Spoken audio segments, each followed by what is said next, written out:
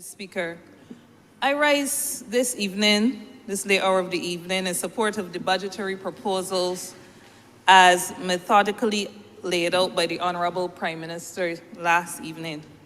In a world, I believe, saturated by complexity and uncertainty, and certainly in a country where fearmongering abounds, and where political intrigue seems to be the order of the day to distract ordinary citizens from the progress being made. I thank the Honourable Prime Minister for being able to project and present a set of proposals that demonstrate, to my mind, a blend of honesty, ingenuity, and strategic foresight.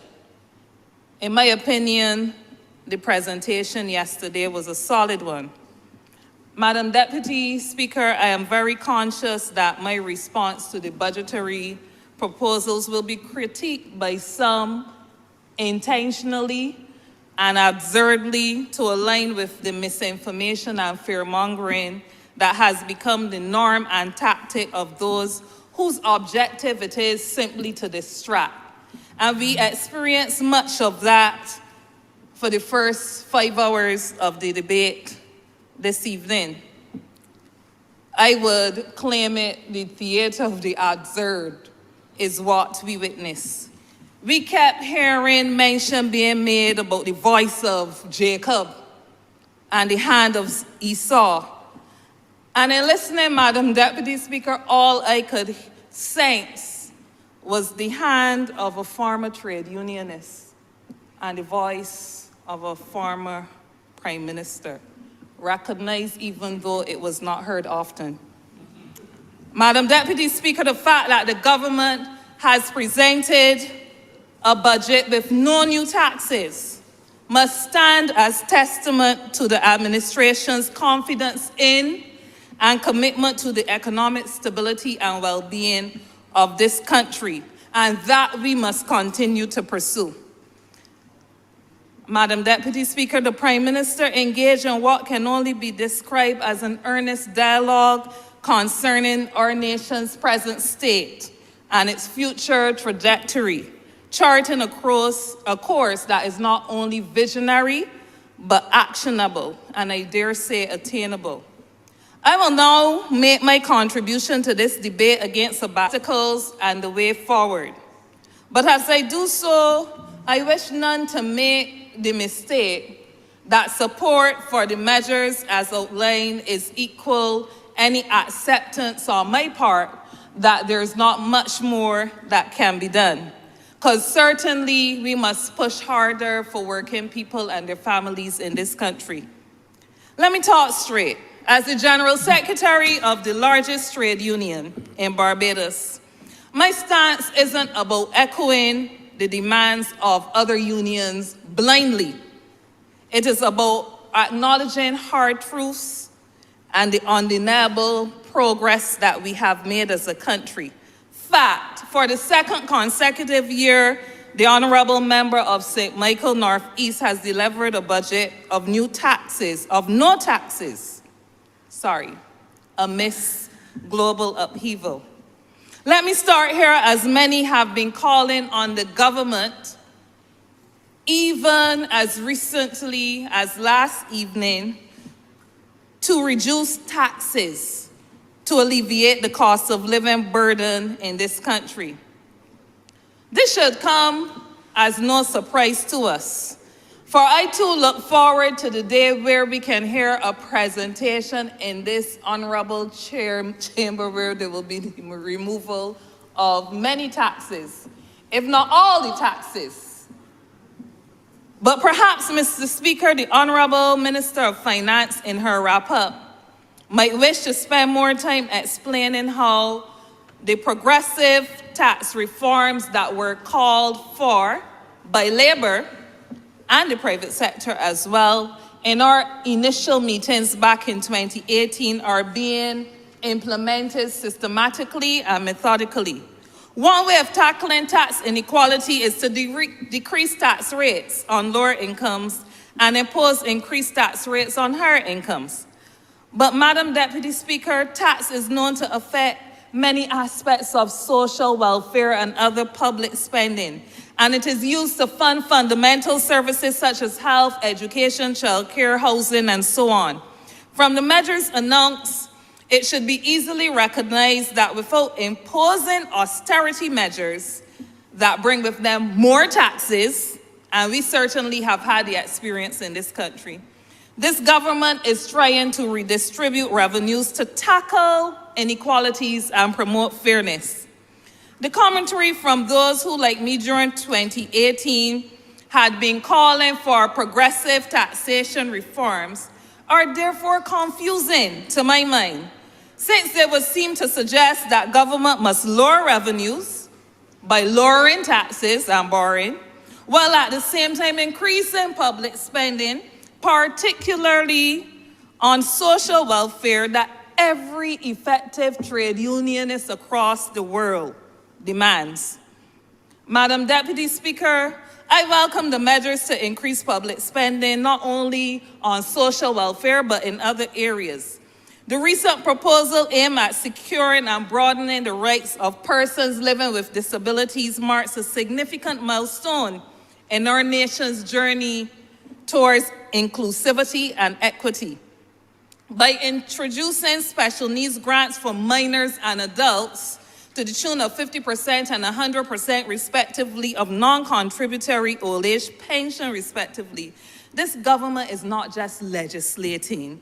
It is testament to this government's deep-seated belief that the strength of our society is measured not by the wealth of a few, but the care afforded to our most vulnerable members in this society.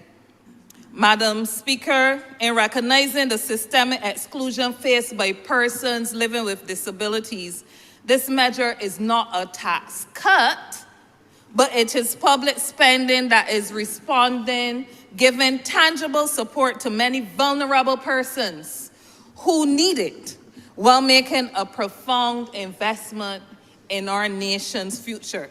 Madam Speaker, with this proposal, I think of the family that I recently learned of, a family with 3 children, all having autism, who were dislocated from their house very recently, all because in managing the support for them, the family could not meet its other financial obligations.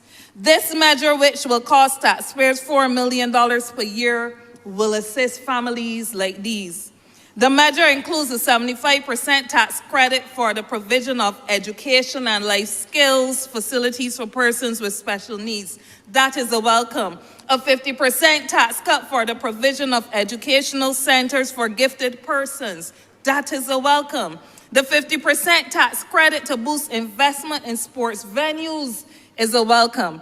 Making provision for small business people to get NIS benefits. That's an overarching strategy that seeks to do what unions are demanding, translating the informal sector into the formal sector. The extension of the 7.5% decrease in VAT on the first 250 kilowatt hours of electricity is a welcome. The waiver of import duty and VAT on the purchase and installation of generators and transfer switches for residential properties. The waiver of VAT on the sale and installation of water tanks and electrical pumps. There were no tax cuts, but certainly savings brought to households in areas that bring benefit to them and this country as a whole. Mr. Speaker, investment in household and community resilience is reflective, Madam Speaker, of a policy to discourage activities harmful to the environment. Internationally, in the trade union movement, this is important to us as we speak about climate resilience, because we have a saying that there are no jobs on a dead climate, on a dead planet.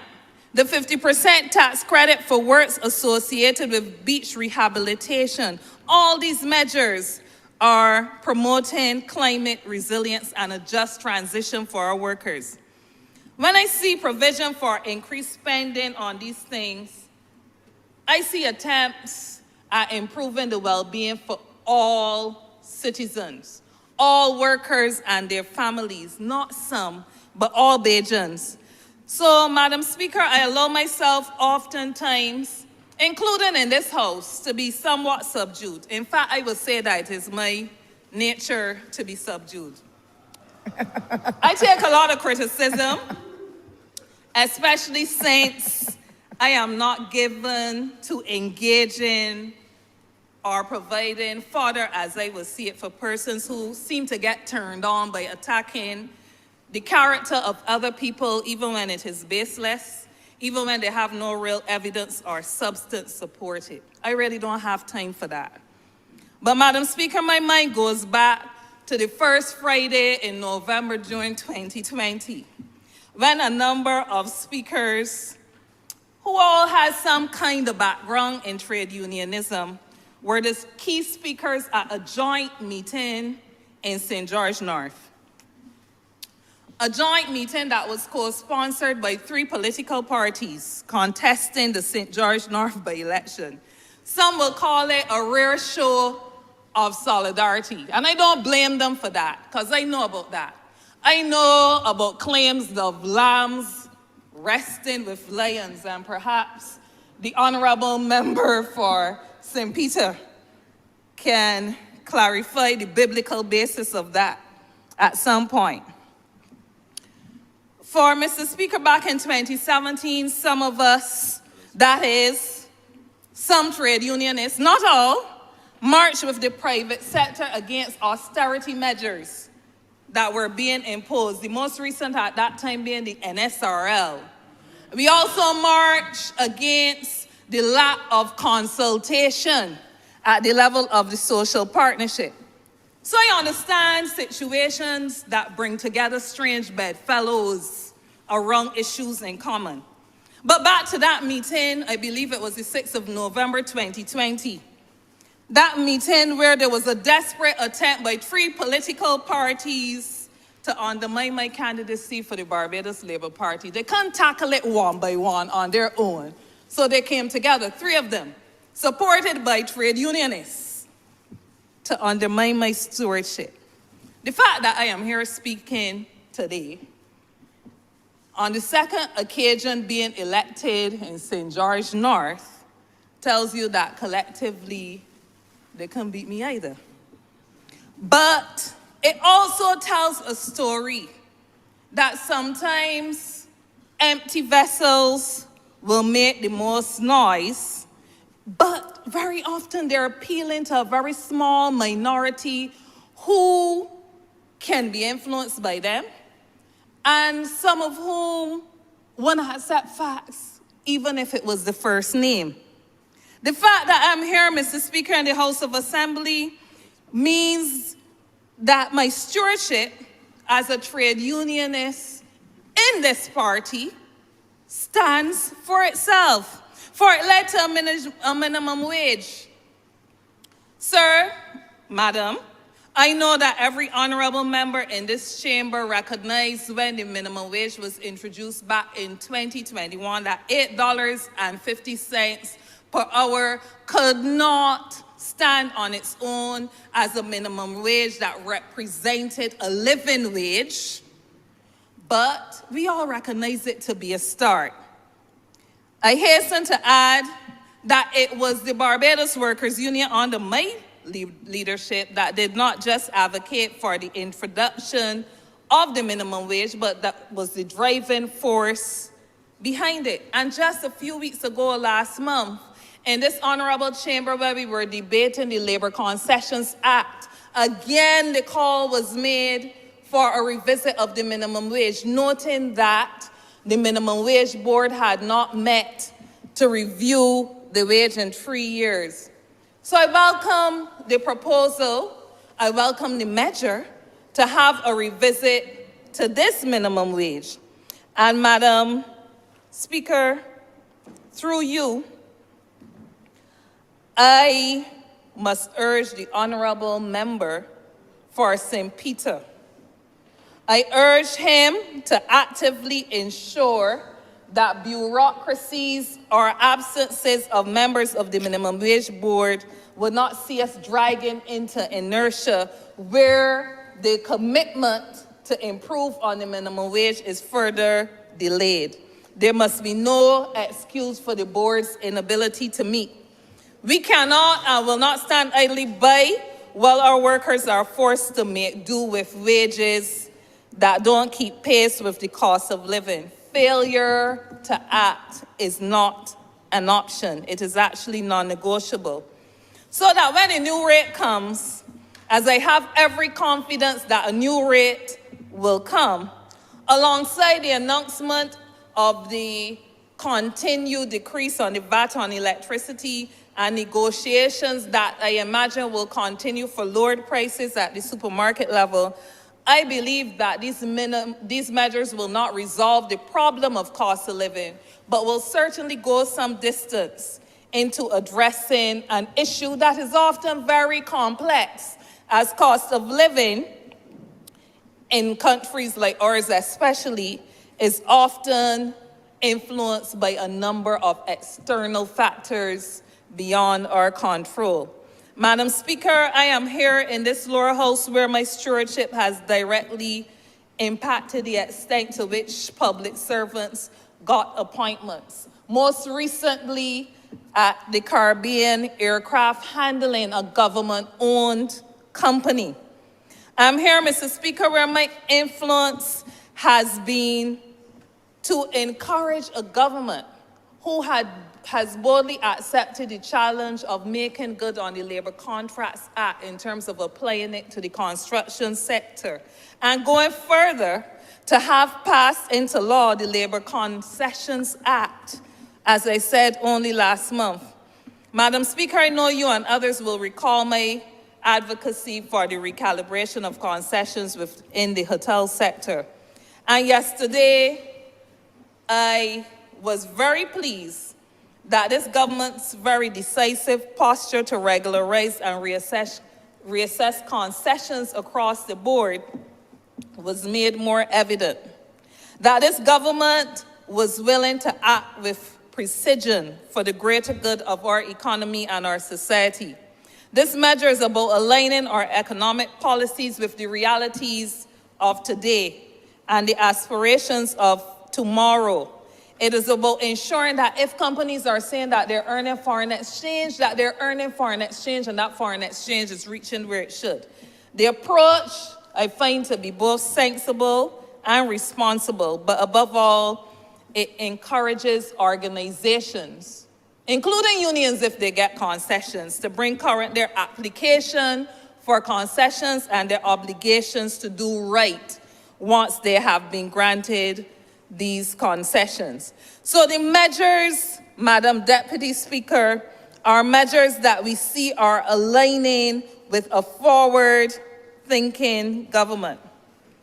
I turn now, Madam Speaker, to my leadership in another way, not only in terms of the application of the Labour Concessions Act, not only in terms of the application of the Labour Contracts Act, but I turn attention now, Madam Speaker, to the fact that I can sleep well at night when the question often comes, how do you manage being a member of Parliament and also being a workers' representative? And as I sat and listened to the measures being rolled out yesterday, I could not help but think, but it is happening right now, and it is happening under this government's watch. Look at some further actions. The massive increase in the QA staffing by nearly 250 dedicated professionals. The modernizing of the police service, ensuring that those who protect us well feel supported and feel encouraged to continue the good work that they're doing to protect us. In education, we're not just talking the talk, but we're walking the walk through the establishment, Minister of Education, of a teaching service commission to oversee professional development of teachers and their welfare. That signifies, in my mind, deep respect for the pivotal role that they play in shaping the future of this country. All of these things are interconnected. These measures, these actions, to my mind, are the very embodiment of a government that prioritizes its people and sees the workforce not as a liability, but as the very engine of growth for this nation. The fact that workers of Barbados, and more particularly the people of St. George North, were not beguiled by a sect who refused to speak up, where the evidence clearly shown that they should have, encourages me in moments when I would otherwise feel frustrated. You see, there were a set of people who aligned themselves to trade unions, but who did not speak up when taxes were squeezing the last breath out of us. They did not speak up when the plug was pulled on subsidization of university tuitions. In fact, one commentator can be recalled as saying that citizens were unreasonable in their expectations because the government could not simply continue to carry the subsidization of tuition fees, a trade unionist, farmer. And that the leader of the opposition could stand here this evening and say, don't touch education. I found it, you call it shameful? Yeah. If it wasn't so shameful, it would be laughable. A country experienced 23 downgrades, not a peep from some who hold office in that other place. When working people and their families were thrown under the proverbial bus as the first line of defense with new tax after new tax after new tax, their only commentary was to encourage the private sector to recognize the role it must play in stimulating growth.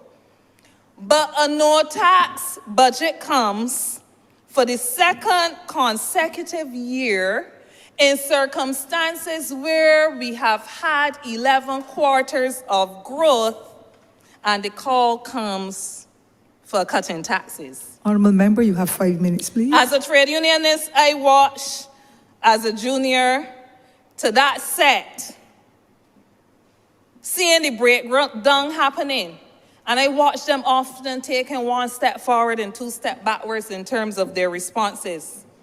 A stance that conveyed to me and others that they were more faithful to their party than to the cause and to the calling.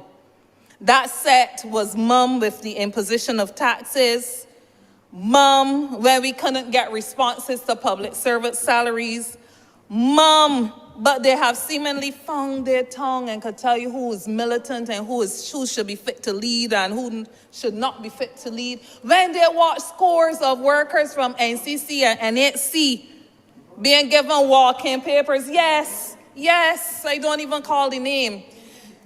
Scores of workers being given walk-in papers from NHC and NCC without so much as even a discussion on process. They couldn't say a word, but no, they could tell you who in being militant or not. But the record is speaking for itself.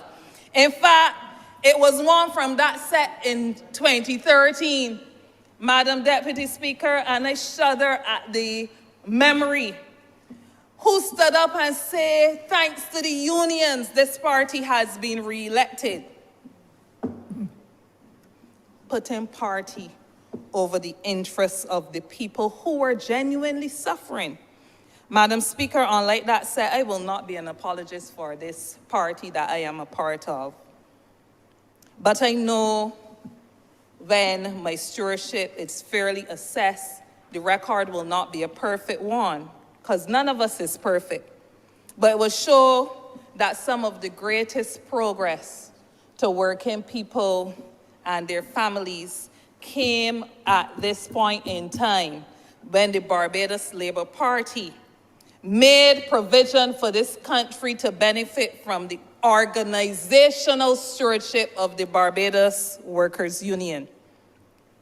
Permit me, Madam Speaker, to spend a little time looking at the people in St. George North, and I'm going to crave your indulgence for 3 more minutes. I will be forever grateful to the people of St. George North who elected me to serve. For that, with every day that I am here, I commit to working tirelessly on their behalf. And I do believe that in working on behalf of working people generally and their family, it naturally touches them in many respects. But like many Barbadians who listened yesterday to the budgetary measures, I sat and I kept waiting to hear when I get something directly for my people. And I'm happy to express my appreciation and support for the water resilience initiatives that were introduced. Although not mentioned, I'm glad that people of Superlative, for instance, have recently gotten some relief in the form of water tanks. But on their behalf, I look forward to the day where the use of water tanks and seeing water trucks won't have to be a daily occurrence, but that they could be benefiting from running water like many other areas who benefit from running water on a daily basis. And the use of tanks would have to be the exception rather than the rule. As I turn to the long-awaited relief coming to Beltenantry and Bellevue, and notably Bailey's Atley, a community within my constituency, I commend the initiatives outlined by the government to provide pipe water and to improve sewage systems in these areas. These are not just infrastructural projects, but in a real sense, the lifelines of the communities long deserving this fundamental resource. The approach for Bailey's Alley, utilizing septic tanks and waste stabilization ponds, reflects a targeted solution. And I believe that, supported by the initiative to use local tradesmen and contractors and laborers from the area, this will go a long way to pleasing the residents in this area. As I finish, or as I seek to wrap up, I'm happy to say through you, Madam Chair, to the ministers responsible for people empowerment and housing, that we are glad as well to hear about the plans for respite care and day care for the elderly, and would have this chamber recall that some 20 years ago, I am told, that there was a piece of land that was acquired at Odell's Glen, where phase 2 is committed. That piece of land was to be a seroptimus village for the elderly, so that when you're looking for a good place to start, St. George North already has the land and already has the provision agreed in the House of Assembly for that kind of initiative. So the people of St. George welcome it. And one final thing, Madam Chair, in terms of housing, I'm glad to hear the initiative about the plans to speed up the legal process and so on around mortgages. Because for the people of the glebe, who I'm happy that many of them have taken advantage of the provision to have title transferred for them, many of them have already paid for the land, but they have not had the title transferred even after some 7 months. So on their behalf, the initiative as well would be a welcome. Madam Chair, I thank you for your indulgence. I'm obliged to you as I wrap up in saying that to those who continue to wonder how I stand effectively for both the government and workers, the answer is therefore clear. In my support for these well-thought-out measures, I can stand here not only with conviction, but with compassion and certainty that this government has an unyielding commitment to the progress of this country and continues to demonstrate that being pro-worker is feasible. It's fundamental to our vision of a thriving, resilient Barbados, and for that, I am unapologetically proud and obliged to you. You're most welcome. Honorable